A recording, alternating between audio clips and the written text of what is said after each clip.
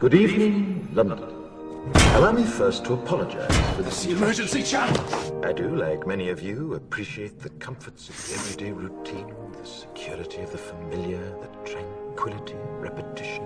Bloody hell. I enjoy them as much as any bloke.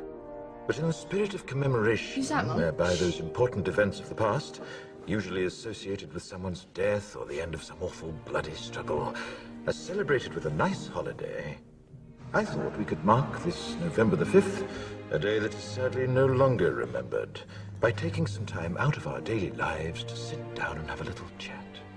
There are, of course, those who do not want us to speak.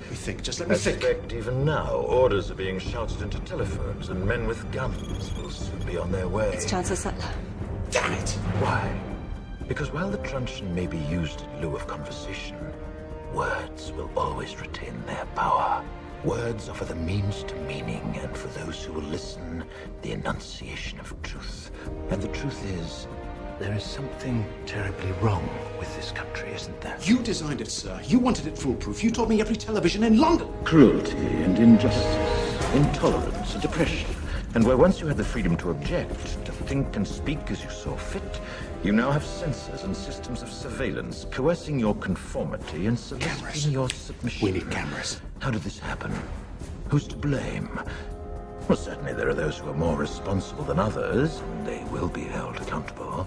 But again, truth be told, if you're looking for the guilty, you need only look into a mirror. I know why you did it. I know you were afraid. Who wouldn't be? War, terror, disease. There were a myriad of problems which conspired to corrupt your reason and rob you of your common sense. Fear got the best of you, and in your panic you turned to the now High Chancellor Adam Sutler. He promised you order, he promised you peace, and all he demanded in return was your silent, obedient consent. Inspector, you're almost through. Last night, I sought to end that silence. Last night, I destroyed the Old Bailey to remind this country of what it has forgotten. More than 400 years ago, a great citizen wished to embed the 5th of November forever in our memory. His hope was to remind the world that fairness, justice, and freedom are more than words. They are perspectives.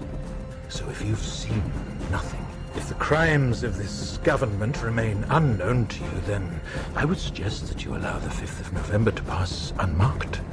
But if you see what I see, if you feel as I feel, and if you would seek as I seek, then I ask you to stand beside me 1 year from tonight, outside the gates of Parliament, and together we shall give them a 5th of November that shall never, ever be forgotten.